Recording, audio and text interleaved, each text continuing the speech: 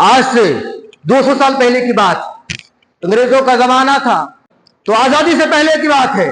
ایک انگریز حکم دیتا ہے، کہتا ہے کہ ہندوستان پر اگر راج کرنا ہے تو ہندوستان سے علماء کرام کو، دین کو، اسلام کو ختم کرنا ہوگا، اس کے بعد ہمارا راج ہوگا، ورنہ ہم ہندوستان میں حکمرانی نہیں کر سکتے ہیں۔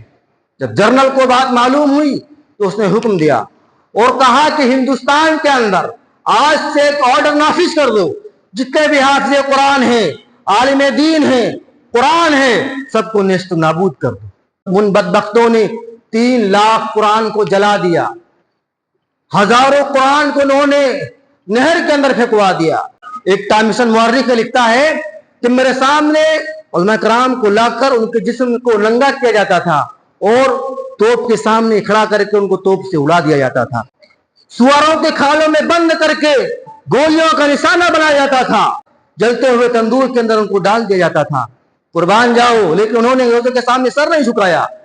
ایک جرنل ایک بچے کے پاس جاتا ہے، اس سے پوچھا کہ بیٹا بتاؤ، قرآن کی فلاں آیت قرآن کے اندر کہاں اور کس سورت کے پیچھے اور کس سورت کے آگے لکھی ہوئی ہے؟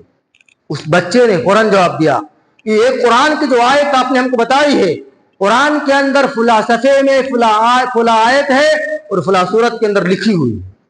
انگریز باہر آتا ہے اور جا کر کہتا ہے اپنے جرنل سے، کہتا ہے کہ میں خدا کی قسم کھاتا ہوں اور میں خدا کی قسم کھا کر کہتا ہوں، جب تک ہندوستان کے اندر ایک بھی بچہ، مسلمان بچہ جو مدرسے پڑھنے والا ہو، جو دینی تعلیم کو سیکھنے والا ہو، زندہ رہے گا، ہندوستان پر حکمرانی کرنے کا خواب چھوڑ دیجیے۔